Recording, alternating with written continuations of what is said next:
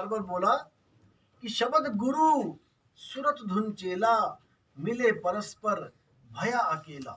और ना कोई गुरु ना कोई चेला, तू उड़ जा हंस अकेला। अकेले ही उड़ना है। अकेले उड़ने का मतलब ये है कि आपने स्वयं में सिद्ध हो जाना है। अब आपको किसी और की जरूरत नहीं है। लेकिन कब तक? जब तक आप स्वरूप सिद्ध नहीं हो गए, जब तक आपको बोध नहीं हो गया, जब तक आपको वो अवस्था नहीं मिल गई, उसका दीदार नहीं हो गया कि वो है क्या। वो मतलब मेरा असली स्वरूप, मेरा निज स्वरूप। अपना निज स्वरूप ना जानने के कारण मैं बाकियों के स्वरूप की पूजा कर रहा था। आज देखो हर जगह किसी ना किसी की पूजा की जा रही है।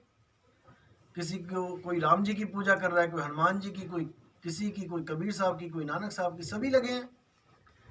लेकिन साहिब क्या बोलते हैं? 3 गुणों की भक्ति में भूल पड़ा संसार, और कहें कबीर निज नाम बिन कैसे होगे पार।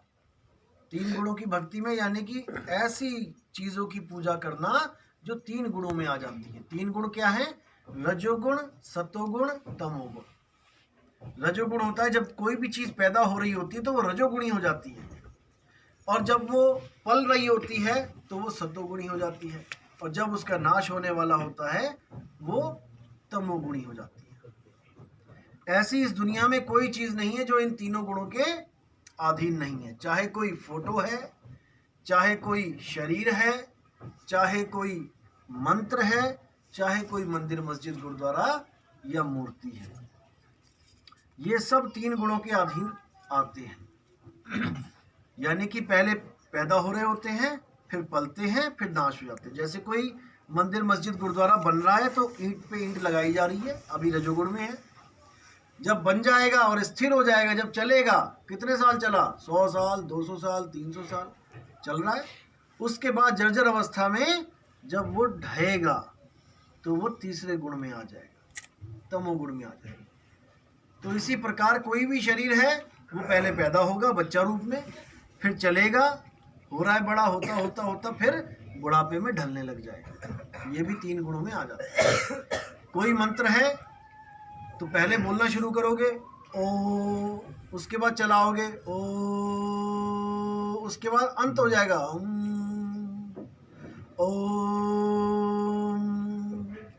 ये 3 गुणों में आ गया। जो पैदा हुआ, चला और अंत हो गया, ये 3 गुणों में आ गया।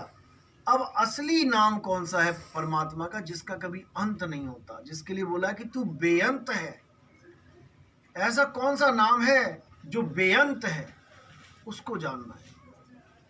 इन नामों से मुक्ति नहीं होगी जो 3 गुणों के अधीन आ जाते हैं। कोई भी नाम है, कबीर नाम ले लो, कबीर खत्म हो गया, राम खत्म हो गया, कृष्ण खत्म हो गया, सारे नाम खत्म हो जाएंगे। लेकिन वो नाम कौन सा है जिसकी महिमा कोई गा ही नहीं पाया आज तक, जिसको अनंत बोला गया कि तेरी महिमा अनंत है। वो नाम अनंत है। आद सच जुगाद सच, है भी सच, नानक होसी भी सच। वो सदा सदा सच है, ना तो वो कभी बनता है और ना कभी बिगड़ता है। जब तक वो नाम आपके जीवन में नहीं आया, जब तक बात नहीं बनी। उसी नाम के लिए बोला कि नाम अखंड और सब खंडा, और सार शब्द गरजे ब्रह्मंडा। वो नाम अखंड है, वो नाम कभी टूटता नहीं है, वो लगातार चल रहा है, लगातार। नाम अखंड और सब खंडा, बाकी सब चीजें टूट जाती हैं क्योंकि त्रिगुणी में है। ये 3 गुणों में है। संसार पैदा हो रहा है, चल रहा है, एक दिन अंत हो जाएगा। तो जो भी चीज 3 गुणों में है उसके साथ आपका कल्याण नहीं हो सकता। आपकी मुक्ति तब होगी, जन्म मरण से मुक्ति तब होगी जब आप उस अनंत अखंड अडोल अबोल नाम को जान पाओगे, जो केवल भेदी गुरु के द्वारा प्राप्त हो सकता है। वो किसी ग्रंथों में नहीं लिखा जा सकता, वो बोला नहीं जा सकता, वो पढ़ा नहीं जा सकता, वो इन कानों से सुना नहीं जा सकता। वो मंत्र ऐसा है, वो नाम ऐसा है जो बिना बोले दिया जाता है। यानी कोई वो जाप नहीं है कि उसको आप जपोगे, या उसको कोई कान से सुनोगे, मैं कुछ बताऊंगा तो उसको कान से सुनोगे आप, मैं बोल के बताऊंगा वो नाम कैसा होता है कान से सुनोगे, ऐसा नहीं है। नानक साहब कहते हैं अखा वाजो वेखना बिन कन्ना सुनना, पैरा वाजो चलना बिन हत्था करना, जीवा वाजो बोलना यू जीवित मरना, नानक हुक्म पछाण के तो जा खसमे न मिलना। यानी उस हुक्म को पहचान के, उस अखंड नाद को पहचान के उस मालिक में हमने मिल जाना है। और उसका नाम बोलने में, लिखने में, पढ़ने में, सुनने में, देखने में नहीं आता। वो नाम ऐसा है। उसी नाम की महिमा सब संतों ने गाई है। गरीबदास जी क्या, दरिया साहब क्या, भीखा साहब क्या, जितने भी संत, गरीबदास, धर्मदास, रविदास जी महाराज, मीराबाई, कबीर साहब, जितने भी संत हुए हैं सबने उसी नाम की महिमा गाई है। वही नाम आज हम लोग प्रचार कर रहे हैं YouTube चैनल कहत कबीर सुनो भाई साधो पे। आप इसको देख भी सकते हैं, इसको समझ भी सकते हैं, और कोई दिक्कत आती है तो आप पूछ भी सकते हैं। तो मुद्दा यही था कि बिना गुरु के ना तो ज्ञान हो सकता है और ना ही मुक्ति हो सकती है। कहते गुरु बिन पढ़े जो वेद पुराणा, और सार न जाने रहे अज्ञान। बिना गुरु के आप वेद पुराण पढ़ लो, पढ़ तो लोगे, पढ़ना आता है इसलिए पढ़ लोगे, लेकिन भेद क्या छुपे हैं उसमें वो नहीं पकड़ पाओगे। उसको जानने के लिए किसी ना किसी भेदी गुरु की आवश्यकता होनी ही होनी पड़ेगी। तो बार बार यही समझाया सब संतों ने कि इससे पहले कि मौत आ जाए, इससे पहले कि तुम्हें ये चोला छोड़ना पड़े, जो आज तुम्हें लग रहा है कि तुम बहुत खुश हो, क्यों? इसलिए क्योंकि कोई बीमारी नहीं है, कोई प्रॉब्लम नहीं है शरीर में।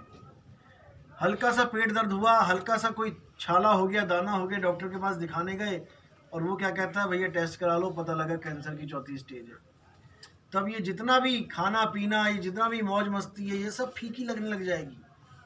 तुम्हें चैन नहीं आएगा, रात भर रोओगे, तड़पोगे, परमात्मा से अरदास करोगे मुझे बचा लो, मुझे बचा लो, लेकिन तुम्हारी अरदास ही गलत होगी, क्योंकि ये शरीर आज तक किसी का बचा नहीं है। हम लोग अरदास ही गलत करते हैं कि हे भगवान मुझे बचा लो, हे भगवान मुझे बचा लो। असल में हम किसको बचाना चाहते हैं? अपने शरीर को। हम अपने शरीर के लिए अरदास करते हैं भगवान से, यहीं पे हम धोखा खा जाते हैं। हम गलत, हमारी डिमांड ही गलत है। परमात्मा तो बहुत कुछ देना चाहता है, लेकिन हम मांग वो रहे हैं जो असंभव है। हम मांगते हैं हमारा शरीर हमेशा जीवित रहे, भगवान जी बचाए लो। अब ये जो बचाए लो शब्द है, ये हम शरीर के लिए यूज कर रहे हैं कि मेरा कैंसर ठीक करा दो, मैं हमेशा सही रहूं, स्वस्थ रहूं, जीवित रहूं। कब तक? अरे यहाँ बड़े बड़े देवी देवता आके चले गए तो तुम्हारी क्या हैसियत है? तुम्हें भी जाना पड़ेगा। इससे पहले कि तुम्हारी मौत आए, जो आनी ही है, तुम अपना इंतजाम पहले से करके रख लो भाई। नहीं तो ना तो कोई माँ साथ देने वाली है, ना कोई बेटी, ना कोई बेटा, ना कोई पति, ना कोई बीवी, कोई साथ नहीं देगा। दूर खड़े होके रो भले लेंगे, तुम्हारे ऑपरेशन के लिए पैसे भले दे देंगे, लेकिन तुम्हें सहारा नहीं दे सकते अंत समय में। सहारा केवल एक नाम का होता है।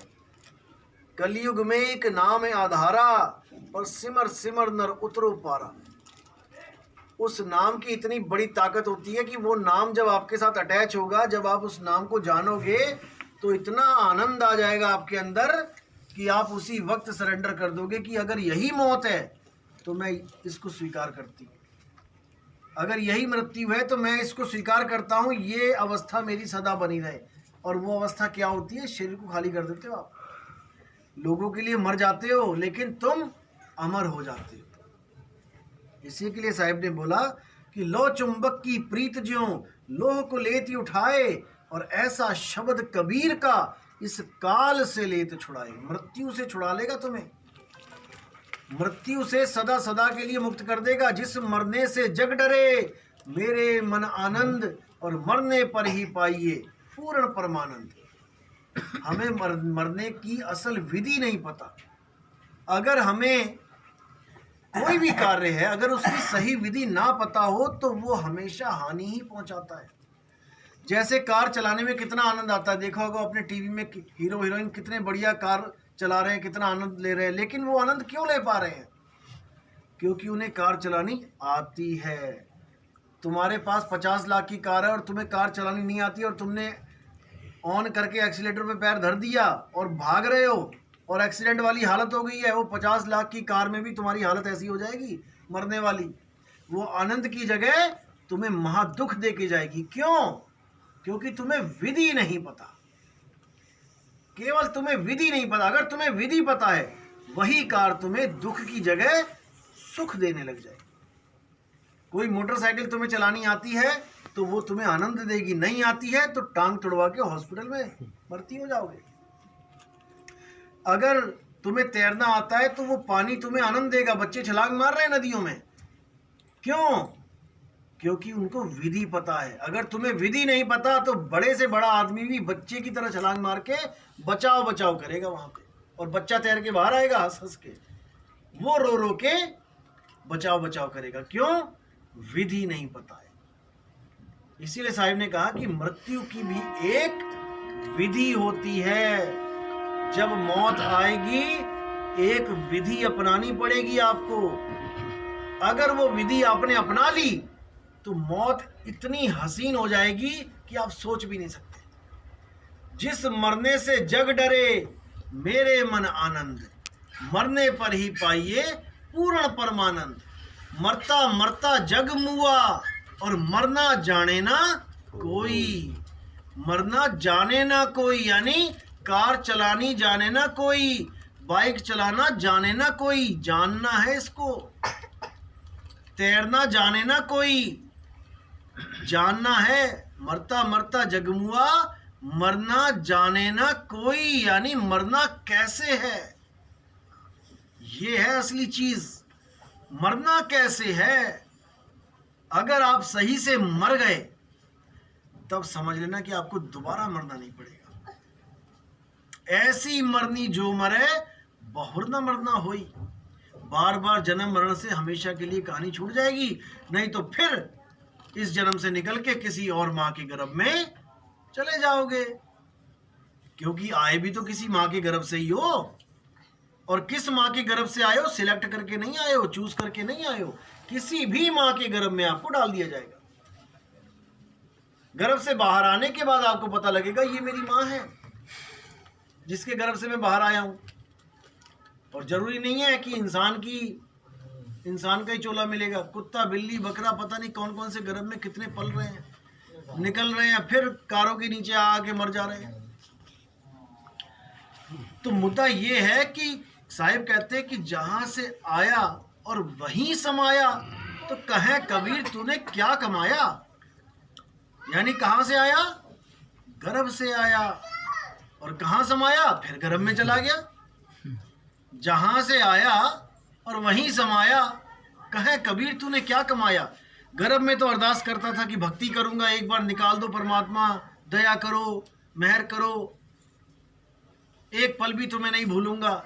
और बाहर आते ही ठंडी ठंडी हवा लगी और सब माया के जाल में फंस गए। अब दोबारा जब आएगी मौत तो तुम्हें फिर कान से पकड़ के वहीं डाल देगी। अब फिर अरदासें करोगे, बचाओ प्रभु बचाओ, और फिर निकलोगे, फिर वही काम चलेगा, फिर गर्भ में चले जाओगे। इस प्रकार आप सोच भी नहीं सकते कि कितनी माएँ और पिता आपके हो चुके हैं। अगर आपके सारे जन्मों की माता और पिता आ जाएं तो ये रोहतास जिला भर जाएगा पूरा, और सब कहेंगे तू मेरा उस जन्म में पुत्र था, तू मेरा उस जन्म में पुत्र था, और आप हाथ जोड़ के भागोगे। अरे भैया मुझे नहीं चाहिए इतनी माता इतने पिता। अभी बहुत अच्छे लग रहे हैं क्योंकि अभी एक एक पीस है, इसलिए लग रहा है कि मेरी तो माँ है, मेरे तो पिता है, मेरा तो बेटा है, मेरी तो बेटी है। सारे जन्मों के रिश्तेदार इकट्ठे होके आ जाए तो भागने को जगह नहीं मिलेगी आपको। यही माया है, इसी को समझना है, इसी से बचना है। एक ऋषि था जो 12 साल गर्भ में रहा, सुना होगा आपने, सुखदेव मुनि। 12 साल पैर लगा के खड़ा हो गया गर्भ में अटका के, मैं तो नहीं निकलता। 12 साल में जब उसकी माँ का पेट इतना बड़ा हो गया तब ब्रह्मा विष्णु महेश गए, भाई क्या क्या कर रहा है ये, तूने प्रकृति का नियम ही तोड़ दिया तूने, तो बाहर आ जा। कहता बाहर नहीं आऊंगा, तुम्हारी त्रिगुणी इतनी ज्यादा, त्रिगुण तुम्हारे इतना खतरनाक है, मुझे फिर भरमा दोगे तुम। क्योंकि गर्भ में दिव्य दृष्टि खुली होती है, गर्भ में आपको पता होता है कितने जन्म लटक लटक चुका हूं मैं, कहाँ कहाँ जन्म लिया मैंने, कहाँ कहाँ क्या किया, तभी अरदासें कर रहा होता है कि भगवान फिर फंस गया आके और बाहर निकलते ही फिर भटक जाता हूँ। क्यों? त्रिगुणी माया की वजह से। तो ब्रह्मा विष्णु महेश जब गए तो कहते निकल भाई बाहर, वो कहता मैं नहीं निकलता, तुम फिर फंसा लोगे मुझे तीनों मिलके। तो कहते फिर क्या चाहता है तू? कहता है कि एक पल के लिए अपनी माया रोक दो, एक पल के लिए। कहते हैं ठीक है भाई रोक लेते हैं। तो जैसे ही उसने माया रोकी, उसने एकदम गर्भ से बाहर छलांग मारी और वो जो नाड़ुआ सा होता है उसको दौड़ता दौड़ता तोड़ रहा है, जंगल की तरफ भाग रहा है और दौड़ता दौड़ता तोड़ रहा है। और माँ कह रही है अरे बेटा, बाप कह रहा है बेटा सुन तो, अरे क्या कौन किसका बेटा, पता नहीं कितनी बार तू मेरा बेटा हो लिया, कितनी बार मैं तेरा बेटा हो लिया। अरे भागो, ये माया है, ये माया है, अटका दिया इसने तुम्हें, मुझे नहीं अटका पाएगी। लेकिन फिर भी सतगुरु ना मिलने के कारण मुक्ति नहीं मिल पाई। इतना कुछ करने के बाद भी मुक्त नहीं हो पाए, क्योंकि सतगुरु नहीं मिल रहा है, भेदी गुरु नहीं मिल रहा है। और भेदी गुरु कब मिलता है? जब परमात्मा स्वयं चाहता है कि इस जीव का कल्याण हो जाए। बहुत जन्म इसने भटक लिया, भक्ति भी कर रहा है, लेकिन कोई सतगुरु नहीं मिल पा रहा है, इसलिए बार बार आ रहा है, चल इस बार इसको भेदी गुरु दे देते हैं। देते तो वो हर बार हैं, लेकिन जीव उसको पकड़ नहीं पाता है। मिलते तो सतगुरु हमेशा हैं, हर जन्म में मिलते हैं, लेकिन पकड़ नहीं पाता है जीव उसको, भ्रम में रह जाता है। ये कबीर साहब का वचन है कि ऐसा कोई समय नहीं, ऐसा कोई युग नहीं जब मैंने आके प्रचार नहीं किया। हर युग में प्रचार करते हैं, शब्द रूप में सबको ज्ञान देते हैं, लेकिन बंदा उसको कैच नहीं कर पाता। जैसे आज शब्द रूप में ज्ञान दे रहे हैं, 50 लोग बैठे हैं, अब इन 50 लोगों को आज शब्द रूप में कबीर साहब ज्ञान दे रहे हैं, लेकिन इन 50 में से केवल 1 या 2 बंदे इस बात को समझ पाएंगे, बाकी अगले जन्मों में चले जाएंगे।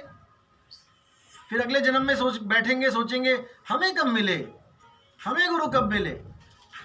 ऐसे ही मिलते हैं, शब्द रूप में मिलते हैं, ज्ञान समझाते हैं शब्द रूप में, लेकिन जीव पकड़ नहीं पाता है। इसीलिए साहिब ने बोला है कि भेदी गुरु अगर आपके जीवन में आ जाए तो समझ लो कि वो आपका आखिरी जन्म है, आखिरी जन्म हो जाता है वो जन्म, अगर भेदी गुरु मिल जाए।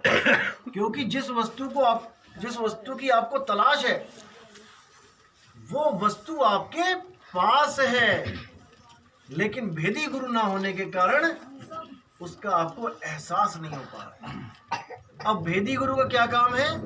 वो उस वस्तु तक आपको पहुंचा देता है। आप ढूंढ कहीं और रहे हो और वस्तु कहीं और पड़ी है, वो आपको केवल एक सही डायरेक्शन दे देता है कि बेटा वहां नहीं, वहां ढूंढ। तो कहते हैं वस्तु कहीं और ढूंढे कहीं, कैसे लागे हाथ, गुप्त वस्तु तब मिले, भेदी लीजे साथ, भेदी लीना साथ में, दीनी वस्तु लखाए, और कोटि जन्म का पंथ था, पल में पहुंचा जाए। करोड़ों जन्म लग जाते उस वस्तु को ढूंढते ढूंढते जो तुम्हारे पास है, लेकिन मिलती नहीं। भेदी गुरु मिल गया, अब इसी जन्म में मिल जाएगी, जिसको हम कहते हैं परमात्मा, जिसको हम कहते हैं परमात्मा। वो है कहाँ, रहता कहाँ है वो? क्या वो मंदिरों में रहता है? जब मंदिर नहीं बना था तब कहाँ रहता था? इसका मतलब हम बनाते हैं उसका घर, इसलिए वो रह पाता है वहां पे, वरना वो बिना घर का है, बेघर है वो। जैसे हम घर बनाते हैं, हम अपने बच्चों को शिफ्ट कर देते हैं, जा बेटा तुम उस कमरे में रहो, तुम उस कमरे में रहो, तुम उस कमरे में रहो। और अगर घर ना बना होता तो बच्चे कहाँ रहते हैं? बिना घर के रहते हैं। हमने ये सोच लिया कि हम परमात्मा का घर बनाते हैं तो वो उसमें रहता है, ऐसा नहीं है। लाइट आ गई है ना। तो साहिब क्या कहते हैं